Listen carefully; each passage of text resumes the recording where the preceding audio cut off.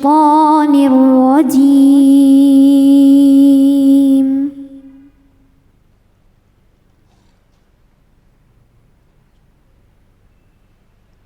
بسم الله الرحمن الرحيم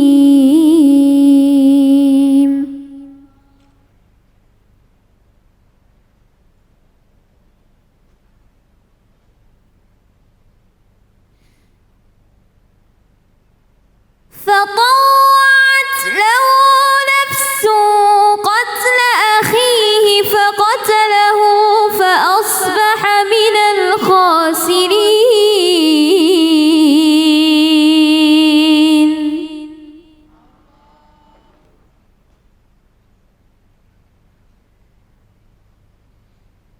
فبعث الله غرابا يبحث في الأرض ليريه كيف يواري سوءة أخيه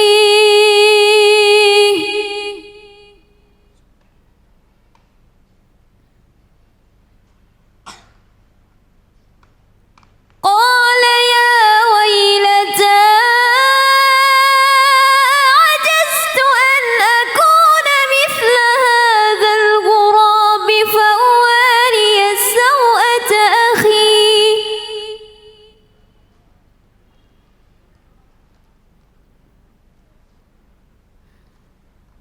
فأصبح من النادمين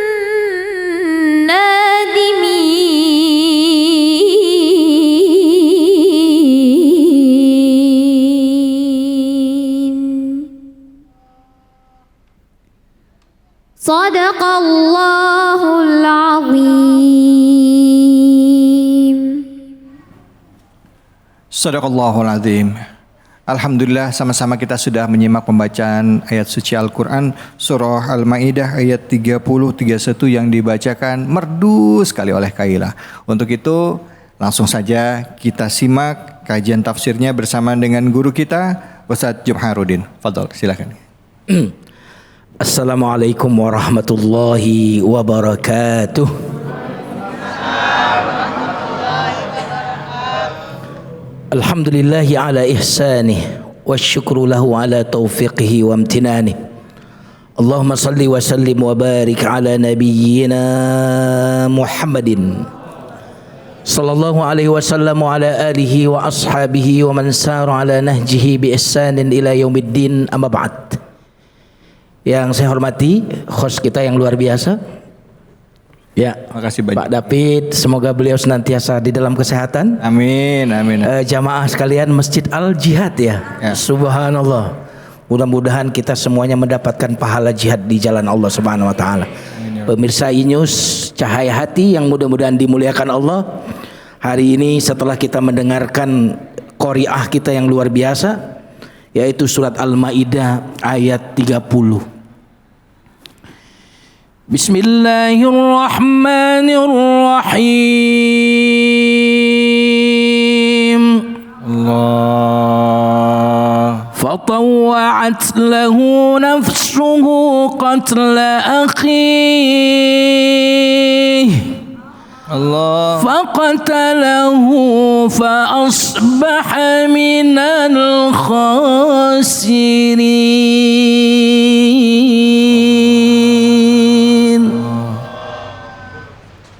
Lalu Qabil mentaati hawa nafsunya. Ini tafsir yang pertama, karena kisah ini berkaitan dengan pembunuhan Qabil Dan Habil. kepada Habil. Gara-garanya kenapa? Karena waktu Nabi Adam dan Hawa ketika lahir pertama, lahir kembar, ya, lahirlah Qabil beserta kembaran perempuannya. Kemudian lahir juga Habil dengan kembaran perempuannya. Kembaran Qabil itu cantik, kembaran Habil kurang cantik, bukan jelek. Nggak ada yang jelek, Bu. Betul nggak? Ibu-ibu ini cantik banget. Buktinya nggak ada yang sama persis dengan ibu. Betul atau tidak nih? Istri betul. kita itu cantik luar biasa, nggak ada yang nyamain tuh. Betul. Yang membuat dia kurang cantik karena kita ngelihat yang lain. Makanya seandainya kita tidak melihat ada wanita yang lain di dunia ini, maka istri kita itu paling cantik. Allah. Ya. Makanya kenapa Allah memerintahkan kita menjaga mata kita agar kita senantiasa melihat istri kita paling cantik. Ya, salam. Setuju? Setuju. Jadi paling cantik kalau enggak ngelihat yang lain. Jadi Qabil memiliki kembaran wanita atau kembaran saudari perempuannya yang cantik apa jelek Qabil? Cantik. Kurang. Qabil cantik. Cantik. Habil Kurang cantik. kurang cantik. Dalam syariatnya Nabi Adam saat itu, syariat yang berlaku bahwa harus menikahkan yang jauh, nggak boleh yang barengan. Itu syariatnya pada saat itu. Selain memang secara medis, secara kesehatan, secara ilmiah, menikah yang dari jarak, dari keluarga yang dekat itu biasanya kecerdasan secara fisik itu akan lemah. Itu sudah ada penelitiannya. Dan ternyata syariat Nabi Adam saat itu sudah mengcover penemuan-penemuan ilmiah. Agar nanti keturunannya sehat, agar keturunannya cerdas, maka disilang seperti itu. Nah masalahnya Qabil kan kembarannya cantik, Habil enggak. Kalau disilang sama yang cakep mah enak. Betul atau tidak? Tapi ternyata Qabil tidak terima dengan itu. Kalau Habil sih karena dia soleh, udah nggak apa-apa deh gitu. Ya dapat cantik, nggak apa-apa. Bener. Kalau nggak ambil aja deh. Ambil aja, oke kamu nikahin kembaranmu. Tetapi ini syariat. Betul atau tidak? Bukan kita yang mengatur, tapi Allah yang mengatur. Wah ini masalahnya. Habil orang baik, ya udah nggak apa-apa saya nikahi kembaran saya. Kamu ambil aja kembaran kamu yang cantik. Tapi syariat mengatakan tidak demikian. Akhirnya Qabil nggak menerima itu. Nabi Adam kemudian mencari solusi. Apa itu? Begini aja deh. Siapa yang berkorban dan kurbannya diterima oleh Allah, maka dia mencintai, maka dia menikahi yang paling cantik. Akhirnya apa? Qabil dan Habil melakukan pengorbanan. Apa yang dikorbankan saat itu? Hasil dari usaha mereka. Kalau Qabil ini kebetulan hasil usahanya adalah pertanian. Kalau Habil peternakan. Singkat cerita jamaah sekalian yang dimuliakan Allah, kurban ini diletakkan di satu gunung atau satu bukit. Nanti biasanya akan ada api yang menyambar. Yang disambar api berarti diterima kurbannya. Tapi yang tidak disambar api berarti tidak diterima kurbannya. Ternyata ketika mereka menyaksikan kurban-kurban mereka ini yang disambar oleh api, ternyata pengorbanannya siapa? Habil. Jamaah sekalian yang dimuliakan Allah Subhanahu wa taala. Maka keputusan akhirnya Habil lah yang harus menikahi wanita atau saudarinya yang cantik itu. Qabil tidak terima. Tidak terima orang lain dapat yang cantik. Tidak terima orang lain dapat yang bagus. Jadi iri, jadi dengki. Gara-gara apa? Perempuan. Berarti seringkali kasus pembunuhan yang terjadi gara-gara apa? Halo? Bukan gara-gara perempuan, gara-gara godaannya perempuan. Betul? Betul. Iya kan Mas David ya? Iya. Ada di sebuah negara itu yang kemudian membunuh ajudannya gara-gara apa? Itu di Konoha itu. Di negara sana. Negara Konoha. Ada nggak yang begitu? Ada. Belum lama ini kita saksikan entah di negara anta beranta juga sama. Ada seseorang yang menyiksa secara arogan, menyiksa orang lain, diinjak-injak sampai ke ICU loh sampai saat ini. Itu juga gara-gara apa? Halo?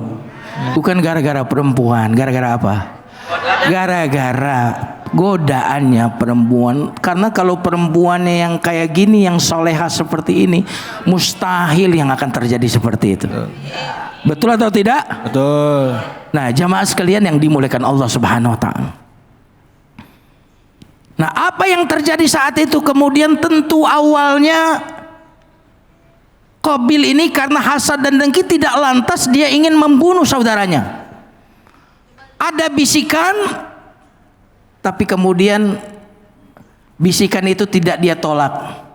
Lama-lama bisikan itu kalau kita tidak tolak apa? Jadi keinginan. Betul nggak nih? Kalau kita tidak tolak dari bibitnya, dari bisikan, maka dia akan jadi keinginan. Ketika jadi keinginan, dia akan menjadi perbuatan. Ketika jadi perbuatan, dia jadi kebiasaan. Subhanallah. Maka fatawwa'at lahu nafsuhu.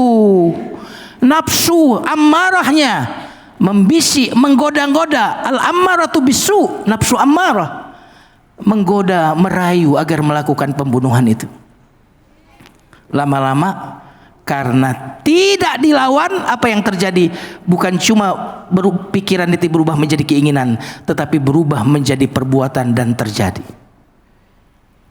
Nah, jamaah sekalian dan pemirsa cahaya hati yang mudah-mudahan dimuliakan Allah Subhanahu wa taala. Semua kemaksiatan awalnya seperti pohon yang kecil. Betul nggak?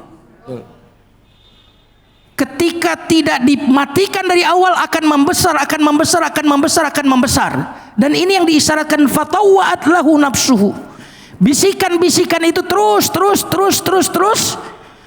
sehingga apa yang terjadi ketika ketemu kesempatan, karena pikirannya sudah besar, keinginannya sudah besar, kebenciannya sudah besar, ketemu momentumnya, apa yang akan terjadi?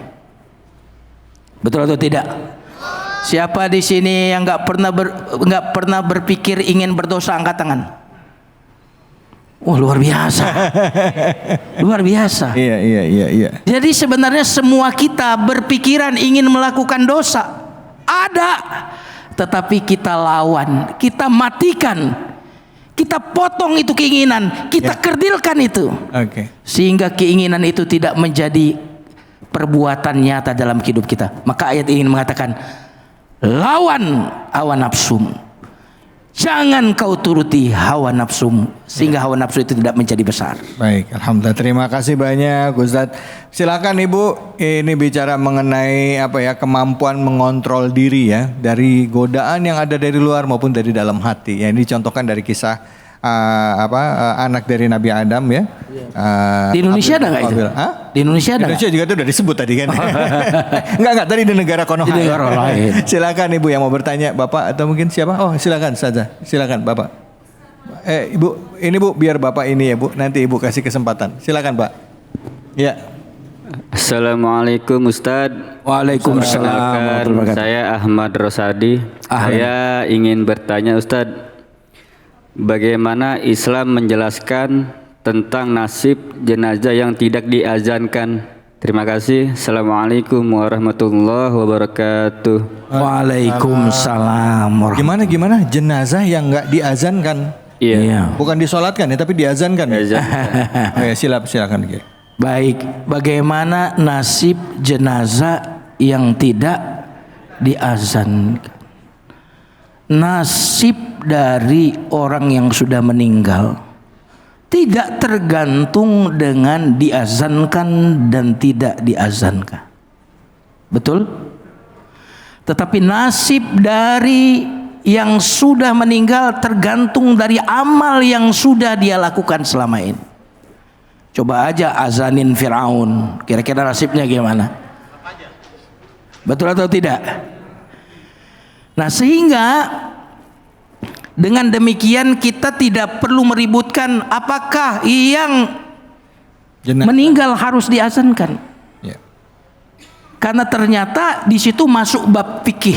Nah, kalau fikih itu aromanya perbedaan. Ya. Kalau nggak bicara nanti pulang ke rumah ambil buku fikih, cium pasti baunya perbedaan. Nah, artinya bahkan di negara-negara yang lain tidak semua, di Timur Tengah misalkan di Mesir, saya kebetulan lama di Mesir, makanya agak Arab-Arab. Iya. Arab maklum. Nah, di Mesir contohnya tidak semua orang di situ kalau mau dimakamkan diazankan. Iya. Tidak ada dalil yang kalau udah meninggal mau dikubur diazankan, enggak. Dalilnya rata-rata analogi, kan waktu lahir diazanin, Mbok yau awal kehidupan dunia diazanin, dianalogikan kiaskan mbok yau awal kehidupan alam barzah pun diazanin juga. Itu dalilnya lebih kepada kias. Kias, iya. Tapi Ya. ini masuk dalam ranah usul fikih nggak, Ki? Ya, jelas kias Ya. itu bagian dari dalil usul fikih. Iya. Sehingga tidak disepakati harus diazankan atau tidak. Yang disepakati bahwa nasib dari orang yang meninggal tidak ditentukan oleh diyasinin, tidak diyasinin. Ya.